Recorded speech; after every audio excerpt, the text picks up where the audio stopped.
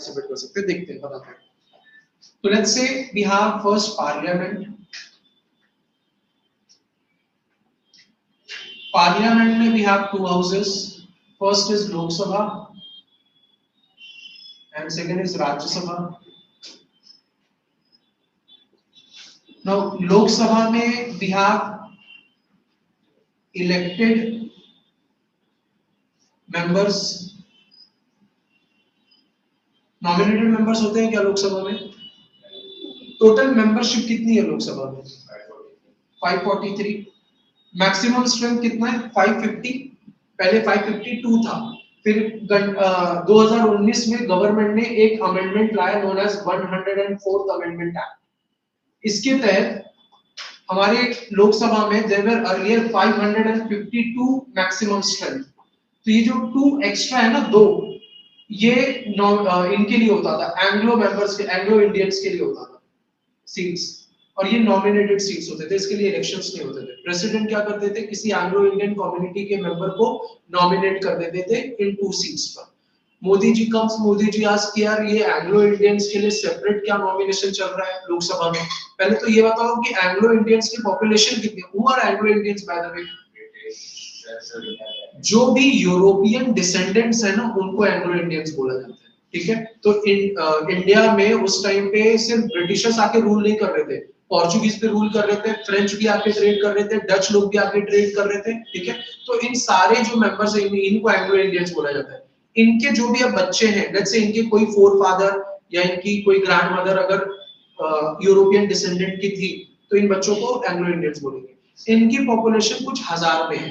India में एक MP on an average 25 to 30 lakh लोगों को रिप्रेजेंट करता है इन लोकसभा, और कुछ हजार लोगों के लिए फिर 2 सीट्स क्यों होनी चाहिए? इसलिए मोदी जी ने 104th अमेंडमेंट एक्ट लाकर ये 2 एंग्लो इंडियन की जो सीट्स थी इसको रिमूव कर दिया from Lok Sabha.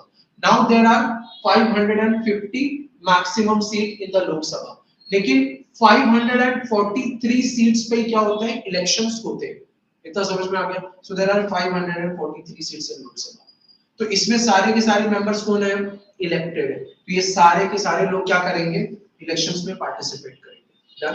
Then we have Rajya Sabha. Rajya Sabha का क्या स्ट्रेंथ है? 250। तो देयर आर 250 स्ट्रेंथ। इसमें कितने मेंबर्स नॉमिनेटेड होते हैं? 12। 12 करते हैं मिलाकर total. There are total 12 nominated members. तो 12 हटा दिए, कितने बचे? 238। तो 238 मेरे पास कैसे मेंबर्स हैं? इलेक्टेड मेंबर्स हैं। बट इतना याद रखना, इनका इलेक्शन डायरेक्ट नहीं होता है, इनका इलेक्शन कैसा होता है? इनडायरेक्ट होता है। बेसिकली जो स्टेट के एमएलएस होते हैं ना, वो एमएलएस पार्टिसिपेट करते हैं और वो अपने स्टेट से कुछ लोगों को राज्यसभा का मेंबर बनाकर भेजते हैं। तो ये इनडायरेक्टली इलेक्टेड है। तो indirectly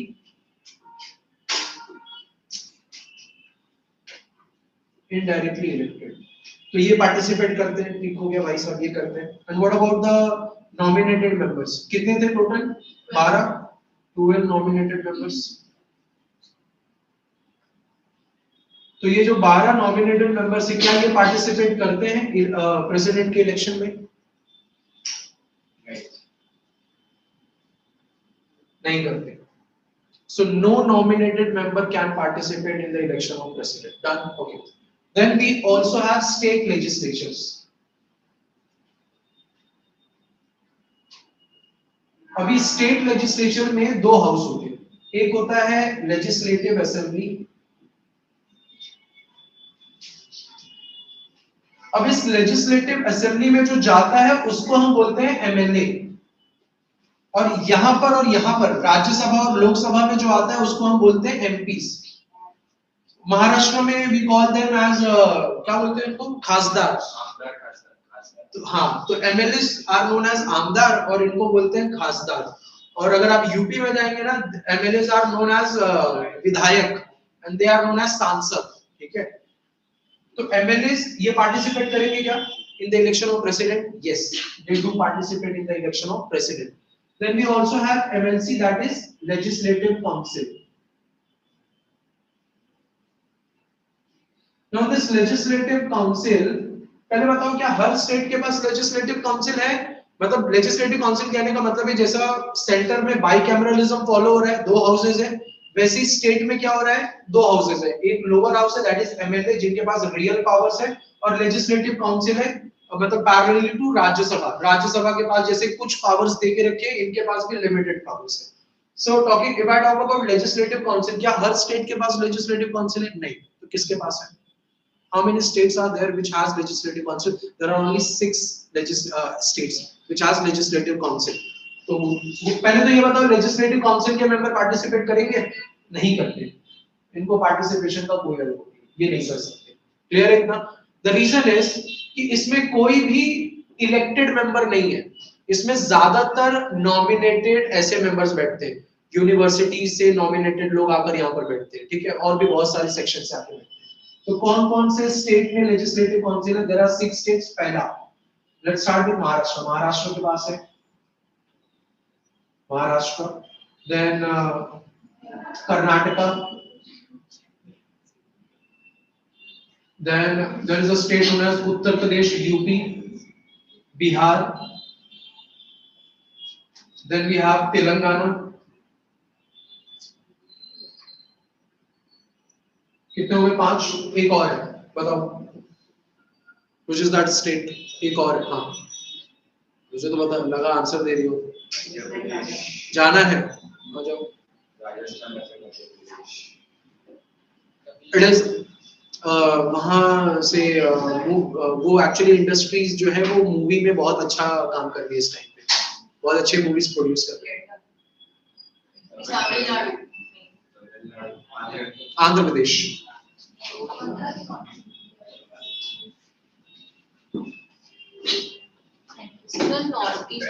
Have you heard about this film city known as Ramoji? वो कहाँ पे है? तेलंगाना में, हैदराबाद में। मतलब मैं लॉजिकली फिर गलत हूँ, क्योंकि फिल्में तो वहीं पे ज्यादातर प्रोड्यूस हो रही है। एक ना एक रैप आया था, वो एक हसन करके एक शो आता था रैप का, तो उसमें एक लड़का आया था, वो हाँ पहला season I seen it, yes, तो पहला सीजन आई सीन इट, उसमें एक वो लड़का आता है फ्रॉम हैदराबाद, तो वो अपना वो रैप गाता है और उसमें पूरा वो हैदराबाद का ही जस्ट तो उसमें एक वो लाइन बोलता है कि तुम्हारे बॉलीवुड को भी जरूरत पड़ती है हमारे रामोजी फिल्म सिटी की, कुछ ऐसा वो बोलता है उसमें। ठीक है, केडेन नाम है उसका, केडेन शर्मा है, is a very good artist, मतलब अच्छा गाता है। देन प्लस तो लेजिस्लेटिव काउंसिल्स के मेंबर्स पार्टिसिपेट नहीं करते हैं, डन, एमएलएस करते हैं पार्टिसिपेट। यहाँ पे राज्यसभा के एमपीज जो हैं जो इलेक्टेड हैं, नॉर्थ ईस्ट का नहीं होता क्या एमएलएस है? नहीं, वहाँ पे एक भी एमएलसी नहीं है, पॉपुलेशन ही बहुत कम है। आप उनके असेंबली में भी जाओगे आपको 30 या 40 से ज्यादा मेंबर्स नहीं मिलेंगे, उनके लेजिस्लेटिव असेंबली की बात कर रहा हूँ। अगर आप महाराष्ट्र के लेजिस्लेटिव असेंबली में if you enter there are 288 members, है ना? तो सर ये आदित्य ठाकरे वो लोग इधर बैठते हैं ना legislative, they sit in legislative assembly because they fight election। हाँ, उद्धव ठाकरे काउंसिल में नॉट श्योर, हार गया था क्या वो अपनी सीट? नहीं, उद्धव ठाकरे जब सीएम था तब वो तो काउंसिल में था, अभी रिटायर हो गया, वापस लौटा नहीं।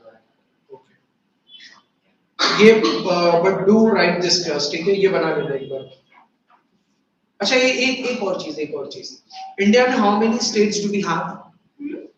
How many states do we have? 28 states। तो 28 states में legislative assemblies हैं, तो वो सब participate करने वाले हैं। And how many UTs we have? Union territories 9 थे पहले, but एक union territory को merge कर दिया गया with another union territory। Have you heard about Dadra and Nagar Haveli? Parallel to that we also have Daman and Diu। इन दोनों को mix कर दिया, तो mix करके अब 8 हो गए। आज समझ में आ गई? तो इन 8 यूटीज में क्या कोई ऐसी यूटी है जिसके पास लेजिस्लेटिव असेंबली है? दिल्ली के पास है, गुड, पुडुचेरी के पास है, और कश्मीर के पास है, very good. So there are, हाँ सॉरी मेरे से ना, I will be very clear, मेरे से ना एक गलतियां हो रही है, बहुत बार गलती हो रही है ये, कि कोई स्टूडेंट है जो जेन्युइन अच्छा आंसर दे रहे हैं, ठीक है, और मेरा वहां ध्यान नहीं है, मैं कहीं और ही चल रहा हूँ।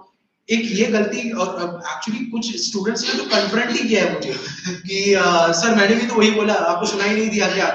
तो आई वाज लाइक कि कभी तुमने बोला, तो ये पहले बार इंस्टेंट हुआ तो मैं एकदम चढ़ गया कि नहीं ऐसा तो तुमने बोला ही नहीं होगा, बट ये रिपीटेडली होता चला गया, देन आई गॉट इट कि हाँ मेरे से ही गलती होगी। एंड सेकंड इज कि मैं स्पेलिंग बहुत रॉन्ग लिखा हूँ बोर्ड पे आजकल, और मैं इतनी बार स्पेलिंग्स गलत नहीं, और this is not intentionally happening, ऐसा नहीं कि मेरे को स्पेलिंग नहीं आ रही है, बट मैं ऐसे लिख रहा हूँ कॉन्फिडेंटली कि वो सही है, एंड देन स्टूडेंट्स कह रहे हैं कि ये क्या स्पेलिंग लिखी है। कल मैं बच्चों को पढ़ा रहा था अबाउट एबिसिल प्लेन इन ज्योग्राफी, तो एबिसल का मैंने एसिबल लिख के रखा है और मैं कॉन्फिडेंटली पढ़ाए जा रहा हूँ और उसको मैं एबिसल ही पढ़ रहा हूँ, फिर बाद में बच्चे बता रहे हैं नहीं वो सर कुछ गलत लिखा है आपने। तो कई बार मेरे से ज्यादा वो बच्चे एम्बैरेस हो जाते हैं कि सर को बताना पड़ रहा है। एनीवेज, अच्छा तो एक तो हमारे पास 28 स्टेट्स हैं जिनके पास लेजिस्लेटिव असेंबलीज हैं। With this, we also have 3 UTs which have legislative assemblies. तो वहां पर भी इलेक्शंस हो रहे हैं, तो वो 3 UTs भी क्या करेंगे, प्रेसिडेंट के इलेक्शन में पार्टिसिपेट करेंगे। तो टोटल कितने लेजिस्लेटिव असेंबलीज हो गए? 30। लिख लेना 31 legislative assemblies.